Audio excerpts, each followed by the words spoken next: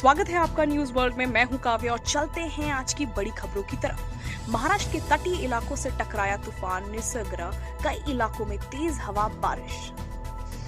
अलीबाग में तूफान निसर्ग का एनडीआरएफ अलर्ट हो चुका है। मुंबई के ज्यादातर इलाकों में तेज हवाओं के साथ बारिश।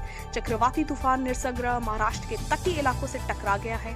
निसर्ग तूफान मुंबई में अलीबाग के तट से टकराया है। मौसम विभाग के मुताबिक चक्रवाती तूफान करीब 120 किलोमीटर प्रति घंटे की रफ्तार से टकराया है। मुंबई के ज्यादातर इलाकों में तेज हवाओं के साथ बारिश हो रही है। मुंबई और गुजरात के ज्यादातर इलाकों में रेड अलर्ट जारी है। 1 से 7 जून तक केंद्र सरकार की गाइडलाइंस के हिसाब से व्यवस्था चलेगी। केंद्र ने 8 जून से छूट की इजाजत दी है।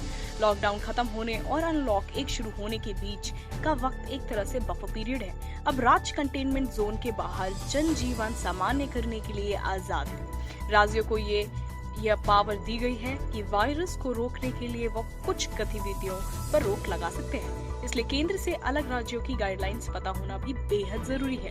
आइए जानते हैं कि क्या क्या इस गाइडलाइन के मुताबिक होना चाहिए। 1 से 7 जून के बीच आपको कितनी छूट मिलेगी, यह आपके राज्य की सरकार पर निर्भर करता है। मसलन महाराष्ट्र ने 3 चरणों में अनलॉकिंग का प्लान बनाया है। 3 जून से कुछ गतिविधियों की छूट है, फिर 5 जून को छूट थोड़ा बढ़ाई जाएगी। उसके बाद 8 जून से केंद्र की गाइडलाइंस के मुताबिक छूट मिलेगी। हालांकि महाराष्ट्र ने इंटर डिस्ट्रिक्ट ट्रैवल की परमिशन नहीं दी है। दिल्ली में इस हफ्ते आप रात 9 से सुबह 5 बजे तक बाहर नहीं निकल पाएंगे। जम्मू कश्मीर ने बिना कोई राहत दिए 8 जून तक लॉकडाउन किया है। तेलंगाना ने 30 जून तक लॉकडाउन कर रखा है।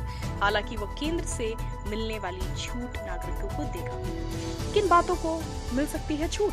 कई राज्यों ने 1 से 7 जून के बीच ज्यादा राहत देने का फैसला नहीं किया है, मगर कंटेनमेंट जोन के बाहर ढील जरूर दी जा रही है। अधिकतर राज्यों में इंटर डिस्ट्रिक्ट ट्रैवल की परमिशन तो है, मगर स्टेट से बाहर जाने के लिए राज्य पहले अनुमति लेने को कह रहे हैं। कर्नाटक से अनलॉक 1 के पहले फेज 8 जून से धर्मस्थल, होटल, रेस्टोरेंट खुल रहे हैं। दिल्ली में अब लोग सुबह 5 बजे से रात 9 बजे तक बाहर निकल सकेंगे। महाराष्ट्र में फिलहाल जरूरी सेवाओं की ही छूट दी गई है। उत्तर प्रदेश ने भी केंद्र की गाइडलाइंस के हिसाब से छूट दी है, मगर दिल्ली से सटे गाजियाबाद और नोएडा बॉर्डर को बंद रखा है। ऐसी ही खबरों के लिए करिए लाइक, शेयर एंड सब्सक्राइब।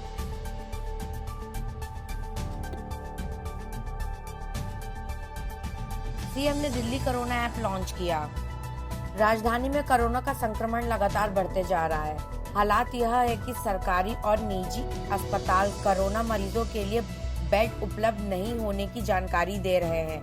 इस समस्या के निदान के लिए सरकार ने अस्पतालों में बेड और वेंटिलेटर उपलब्ध होने की जानकारी ऑनलाइन उपलब्ध कराने दिल्ली कोरोना ऐप लॉन्च किया है। दिल्ली सरकार का दावा है कि ऐप पर सरकारी और निजी अस्पताल में बेड की उपलब्धता की लोगों को आसानी से जानकारी मिल जाएगी और उनको इधर उधर भटकना नहीं पड़ेगा। एक तरफ तो मैं कहता हूं कि हमने आपके लिए इंतजाम किया हुआ है, बेड की कोई कमी नहीं है।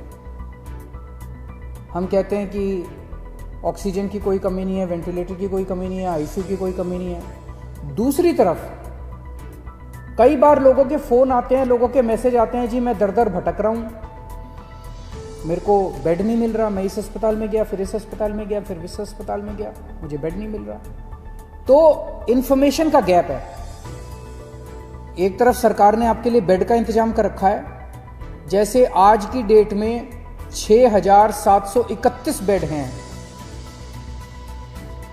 और दिल्ली के अस्पतालों में केवल 2600 पेशेंट हैं, तो लगभग 4100 बेड खाली पड़े हैं। 4100 बेड आज खाली पड़े हैं।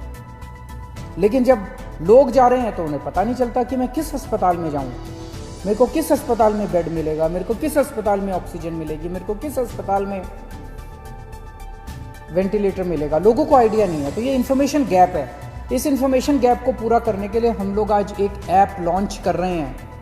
ये ऐप जो है आप लोग डाउनलोड कर लीजिए इस ऐप को, और ये ऐप आपको ये जानकारी देगा कि दिल्ली के किस अस्पताल में, अगर आपको प्राइवेट में जाना तो इसमें सारे प्राइवेट अस्पतालों की जानकारी भी है, सरकारी अस्पताल में जाना चाहते हैं सरकारी अस्पताल की जानकारी भी है।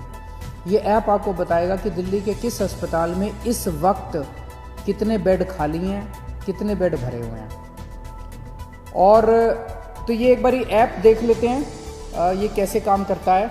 अभी आपके सामने ये दिखाएंगे, जैसे जब आप ऐप डाउनलोड करेंगे तो ये ऐप सामने दिखाया उसने कि टोटल बेड कितने थे।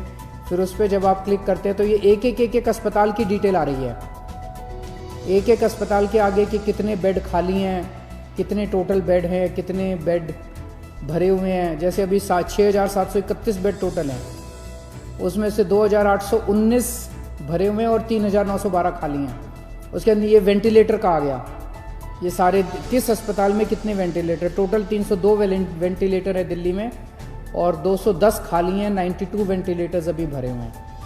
तो ये अगर ऐप डाउनलोड करते हैं तो आपको सारी जानकारी मिलती जाएगी। ये ऐप दिन में 2 बार इसको अपडेट करेंगे, सुबह 10 बजे और शाम को 6 बजे ये ऐप अपडेट किया जाएगा, तो आपको लेटेस्ट स्टेटस पता चलता रहेगा। अगर आप इस ऐप को डाउनलोड करना चाहते हैं तो एक तो गूगल प्ले में जाके आप इस ऐप को डाउनलोड कर सकते हैं। गूगल प्ले में डेली कोरोना इस नाम से आप इसको डाउनलोड कर सकते हैं। अमेरिका से ग्राउंड रिपोर्ट। कोरोना का संकट पहले से था। बेरोजगारी के मुद्दे पर श्वेत अश्वेत एक थे, लेकिन एक घटना ने उनकी सोच बदल दी। अमेरिका में अश्वेत नागरिक जॉर्ज की पुलिस कस्टडी में मौत के बाद हिंसक घटनाएं भड़क उठी। राष्ट्रपति डोनाल्ड ट्रंप ने सेना उतारने की धमकी दी। 40 शहरों में कर्फ्यू लगा दिया गया है।